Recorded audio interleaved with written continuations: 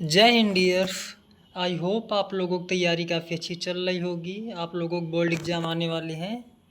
आज हम लोग एक नया चैप्टर्स पढ़ेंगे, बहुत ही इजी, बहुत ही शॉर्ट में और बहुत ही ज़्यादा ऑथेंटिक तरीके से। तो आज का हम लोगों का चैप्टर है इंट्रोडक्शन टू कोऑर्डिनेट प्लेन, निर्देशांक तल का परिचय। सामान्यतया ये चैप्टर क्लास 9 तथा क्लास 10 से मिलना शुरू हो जाता है। आई थिंक अब क्लास 10 से मिलना शुरू हो रहा, बट पहले एक समय पर बिफोर 2015 और 14, 2014 तक तो शायद 9 से मिलने लगा था चैप्टर। ये चैप्टर काफ़ी इंपॉर्टेंट था आपके लिए, क्योंकि जब आप लोग बड़ी क्लास में जाओगे, 11th में, 12th में, बीएससी में, वहाँ पर आपका कभी नहीं काम चलेगा इस चैप्टर के बिना।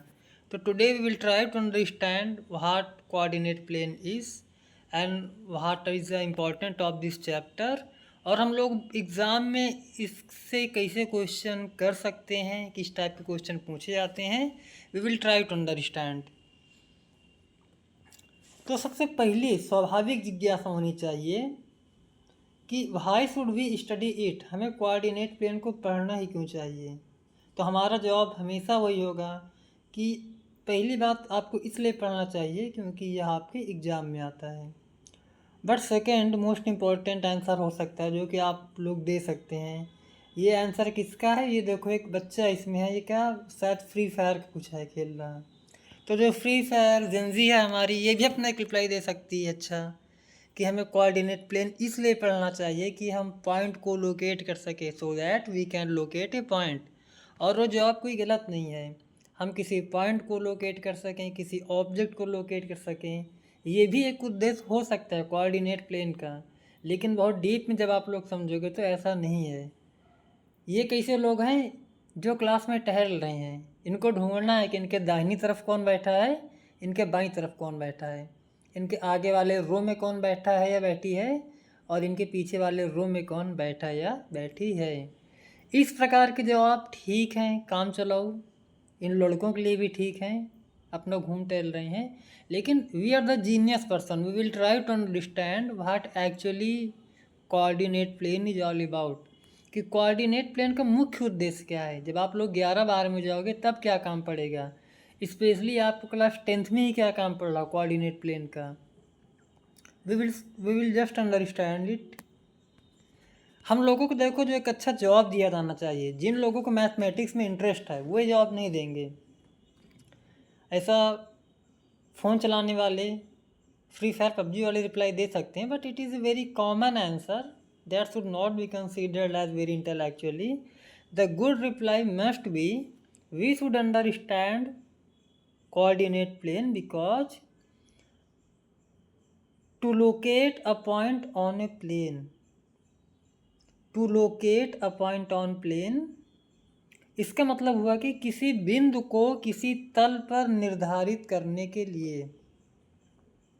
पहला पॉइंट, मान लो एक बिंदु यह है, दूसरा बिंदु यह है, इन दोनों बिंदु में अंतर है। पहला अंतर है कि यह बिंदु है, यह दूसरा बिंदु है, यही अंतर है। लेकिन आप इस अंतर को बता कैसे पाओगे? Is it possible to you make difference between these two points? पहला इसका उद्देश्य यही है कि हम दो पॉइंट में अंतर कर सकें। फॉर एग्जांपल हम लोग ज्योमेट्री में लिख देते हैं कि पॉइंट P है, पॉइंट Q है। वो अंतर कैसे समझ में आ रहा है? क्योंकि P है, Q है, इनके सिंबल्स अलग अलग हैं, इनके संकेत अलग अलग हैं। मान लो कोई आपसे पूछे कि एक पॉइंट ये है, दूसरा पॉइंट ये है। अब पॉइंट की डिफिनेशन क्या है? जिसकी न लंबाई है, न चौड़ाई है, न ऊंचाई है। न तो इसमें भी लंबाई चौड़ाई ऊंचाई है, न तो इसमें लंबाई चौड़ाई ऊंचाई है। फिर भी दोनों अलग अलग हैं। लेकिन दोनों में क्या अंतर है? दोनों के बीच की डिस्टेंस क्या है? आप हमेशा स्केल लेके नहीं नापोगे। तो इसलिए कोऑर्डिनेट प्लेन या निर्देशांक ज्यामिति इसका सही जवाब देती है। और हम लोग फार्मूलाज की सहायता से, बिना स्केल की सहायता से, हम लोग इन दो पॉइंट्स के बीच की डिस्टेंस निकाल सकते हैं।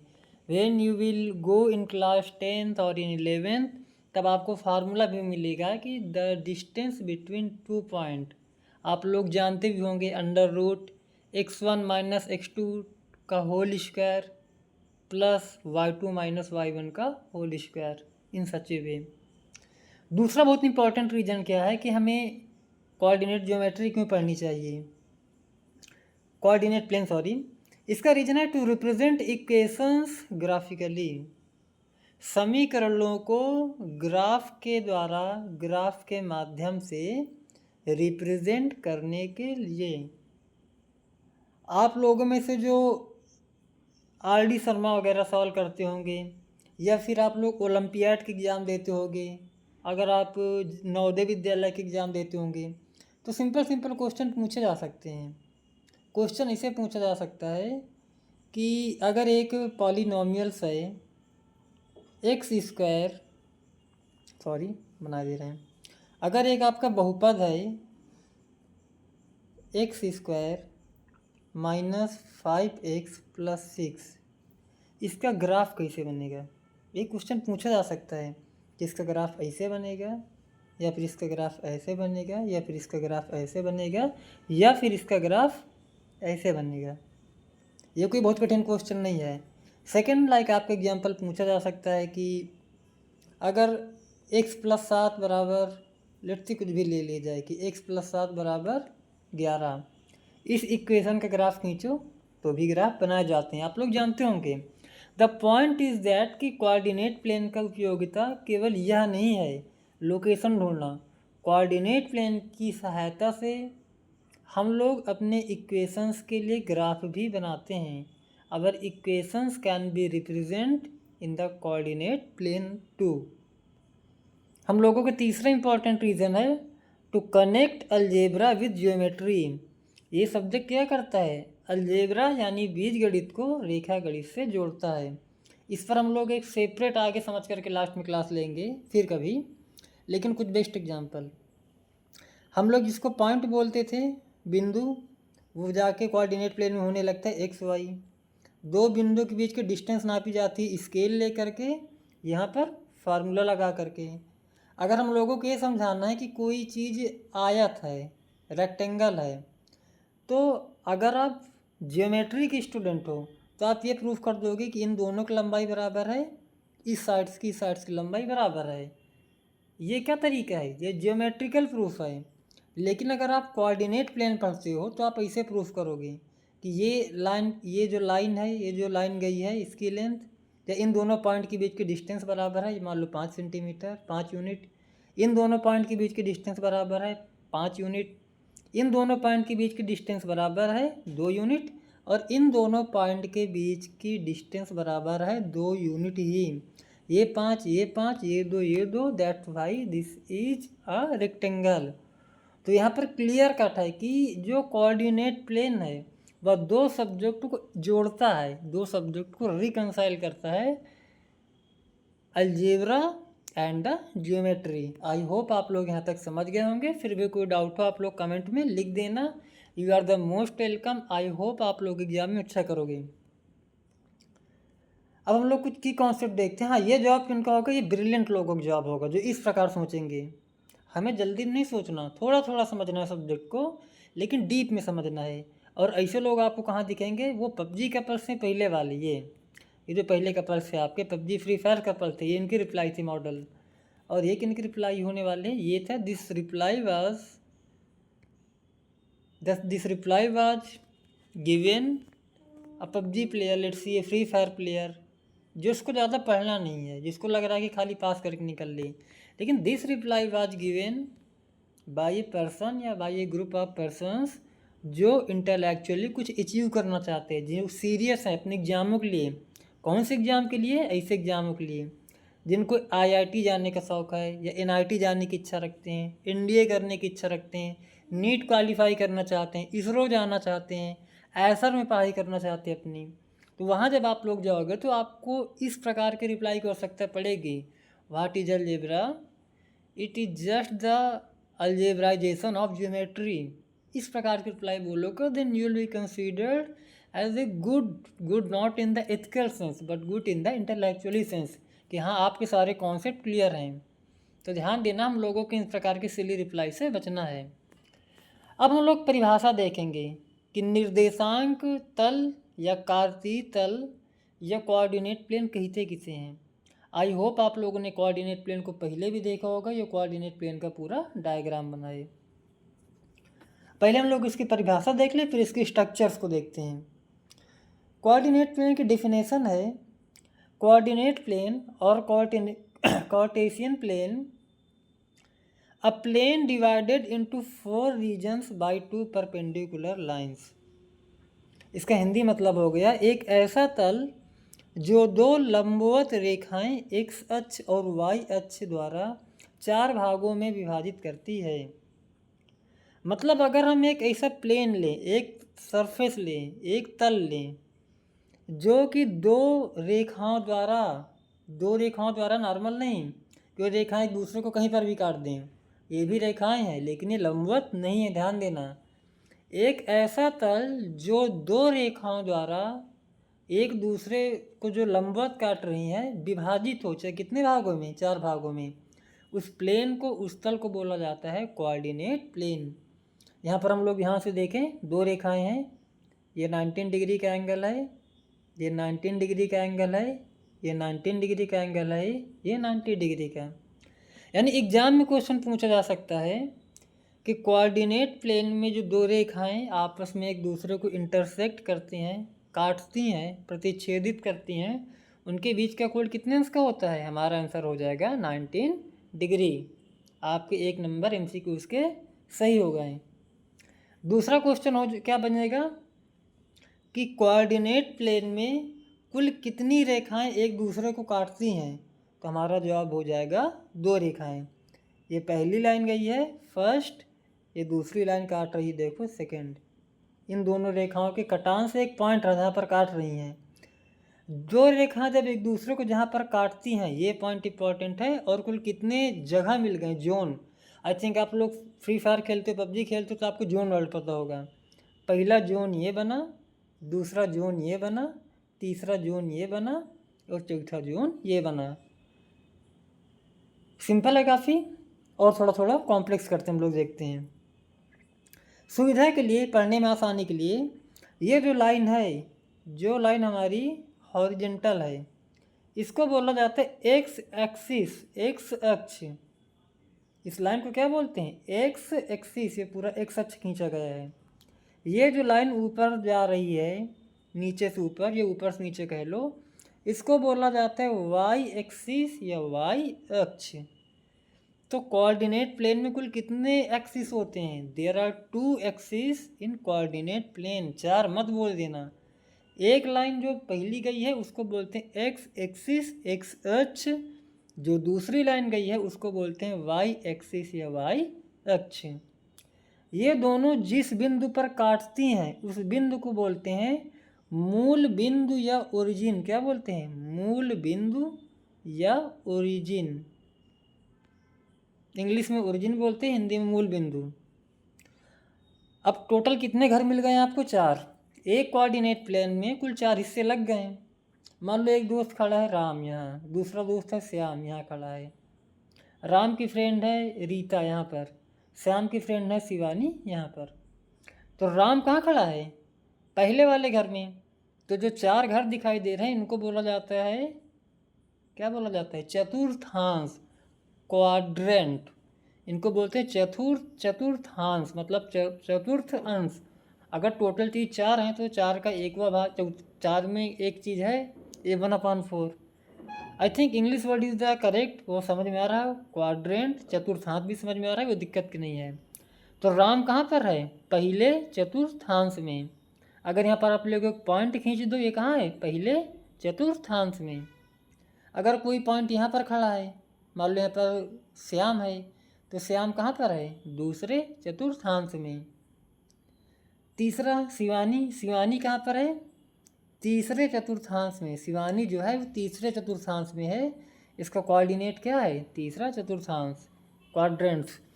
और जो रीतु या रीता है वो कहाँ है? चौथे चतुर्थांश में। तो I think it is very easy, बहुत कठिन नहीं है, बहुत सिंपल है। लाइन से हम लोग नंबरिंग कर देंगे। पहला चतुर्थांश, दूसरा चतुर्थांश, तीसरा चतुर्थांश, चौथा चतुर्थांश, first, second, third and fourth quadrants.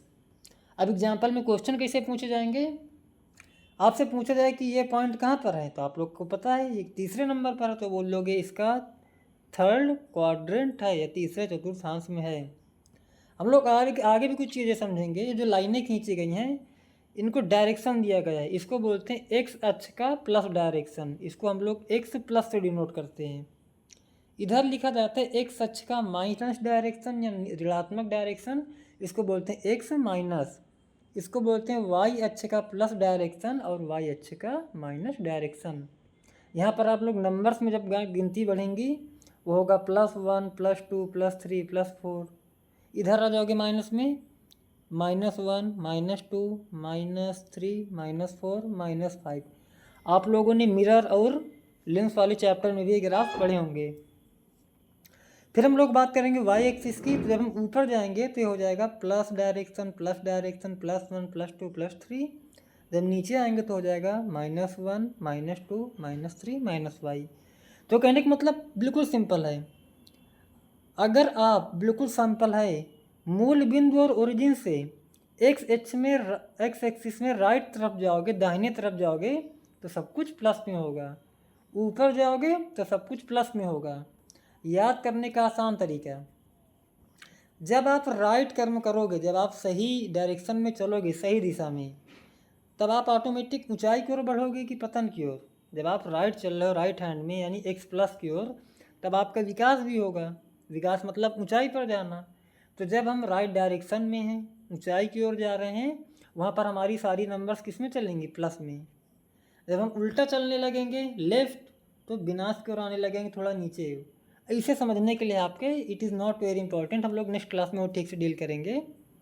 और हमारा लास्ट कॉन्सेप्ट जो है इनके कुछ डिफिनेशंस, कि एक कोऑर्डिनेट प्लेन में क्या क्या होता है। पहला टर्म है मूल बिंदु, गलती से यहाँ पर मूल बस टाइप है, ओरिजिन बोलते हैं। मूल बिंदु क्या है, intersection of X and Y axis. मूल बिंदु का मतलब होता है यह, ये क्या है आपका मूल बिंदु, ये जो पॉइंट है छोटा सा। दूसरा है एक्स एक्सिस, हॉरिजेंटल लाइन, जो आपने एक्स वाली लाइन देखी वो क्या है आपका horizontal line. Y axis, Y अक्ष, ये क्या है आपकी वर्टिकल लाइन। सिंपल सी बात, जब आपने ये लाइन खींच दी वाई एक्सिस बन गई, आपने जो हॉरिजेंटल लाइन खींच दी एक्स एक्सिस बन गई। तीसरा आपका क्या है, चौथा एप्सिका भुज, ये भी इंपॉर्टेंट कॉन्सेप्ट है।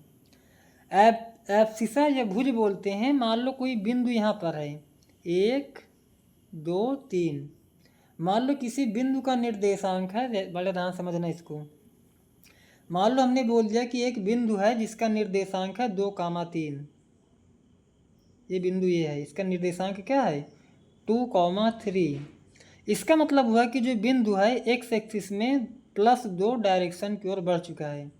हम लोग इसको और ठीक से देखेंगे, अभी के लिए बोल लो कि अगर किसी भी बिंदु है, कोई भी बिंदु को हमको बताना है उसकी पोजीशन क्या है, उसके एक्स एक्सिस का नाम लेके बताया जाता है, उसके वाई एक्सिस का नाम पता। जैसे हम लोग अपना एड्रेस देते हैं ना कि हम लोग फला शहर में रहते हैं, इस गांव में रहते हैं, इस कस्बे में रहते हैं, हमारा पिन कोड इतना है। तो कोऑर्डिनेट प्लेन में जब भी कोई पॉइंट बताना पड़ेगा आपको दो बातें बतानी पड़ेंगी, एक उसका एक्स एक्सिस का पता, एक उसके वाई एक्सिस का पता। मान लो जब हमने बोल दिया कि किसी पॉइंट का निर्देशांक है 2,3, इसका मतलब हुआ कि वो पॉइंट एक्स एक्सिस में +2 तरफ बढ़ा है, इधर इधर 2 स्टेप। अगला इसका जो एप्सिका है भुज, वो क्या है,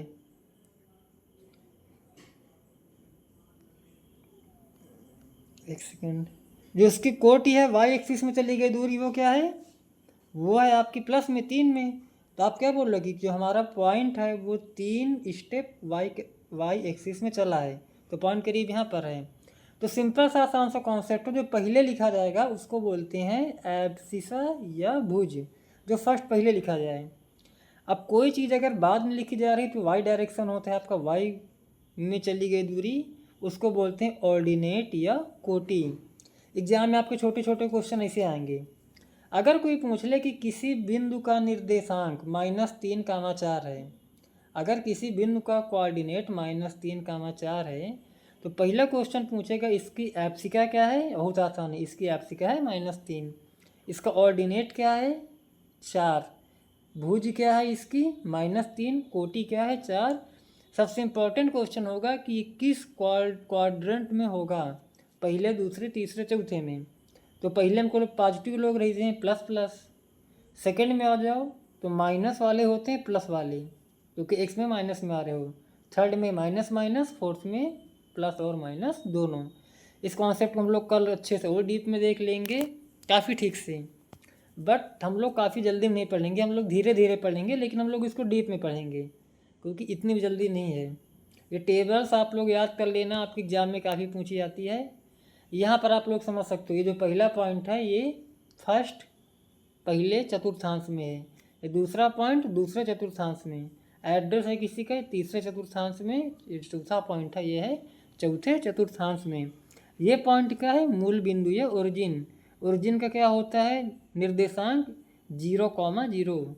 मूल बिंदु या ओरिजिन का जो कोऑर्डिनेट, जो उसके कोऑर्डिनेट्स होते हैं, सॉरी कोऑर्डिनेट रिप्रेजेंटेशन, वो होता है 0,0। ये टेबल आप लोगों के लिए काफ़ी इंपॉर्टेंट है, आप लोग देख लेना कि जब कोई पॉइंट पहले क्वाड्रेंट्स में होगा तो हमेशा दोनों एप्स का ऑर्डिनेट प्लस प्लस होंगे, दोनों धनात्मक। जब कोई पॉइंट सेकेंड क्वाड्रेंट्स में होगा तब उसका एब्सिका तो माइनस होगा, लेकिन उसका ordinate plus. If any point exist in the third quadrants then both its abscissa and ordinate will be in the negative digits or in the negative direction।